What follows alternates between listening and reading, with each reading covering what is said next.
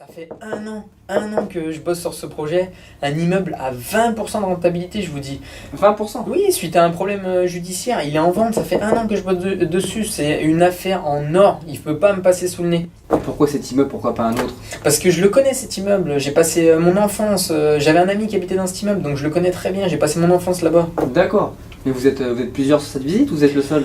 Justement, l'agent immobilier me dit que ce serait une visite groupée, donc on va être plusieurs. Mais moi, je sais pas du tout comment m'y prendre. Et comme je sais que vous êtes un investisseur hors pair, Oui. je me permets de vous poser cette question. Comment faire? Oui, vous avez raison. En fait, c'est pas compliqué. Moi, en fait, j'ai eu la même problématique lors de mon 14e investissement. En fait, ce qu'il va falloir, déjà, d'une part, c'est laisser votre émotionnel de côté. N'allez pas flatter cet immeuble, n'allez pas mettre en avant l'architecture, n'allez pas mettre en avant cet immeuble tout simplement. Sinon, après, comment voulez-vous négocier auprès de l'agent immobilier?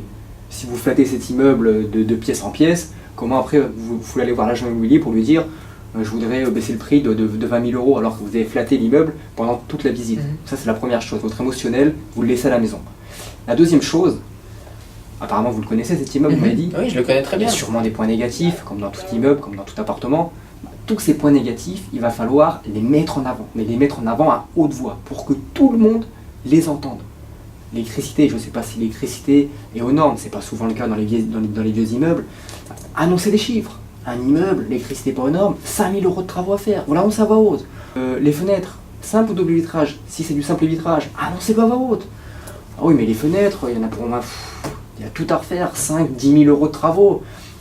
Et tout ça, vous l'annoncez à voix haute pour que tous les autres qui sont venus faire la visite l'entendent. Et que ce soit un message percutant dans leur cerveau, pour leur faire peur. Ah oui, je comprends, pour les dégoûter quoi. Pour les dégoûter. Pour qu'au final, vous soyez le seul sur cette vente, sur cet achat, et que cet achat vous revienne à vous.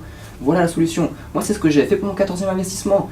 J'avais mis en avant le simple vitrage, l'électricité à refaire, et du coup, on était 3, et les deux autres sont partis en courant. Et c'est moi qui l'ai eu. Super astuce. Ah, franchement, je Retenez vous remercie. bien, l'émotionnel, vous le laissez à la maison, et vous décriez cet immeuble. D'accord, ah bah, pas de soucis, je vais m'en rappeler, ça c'est sûr. On en reparle lors de votre visite. Merci.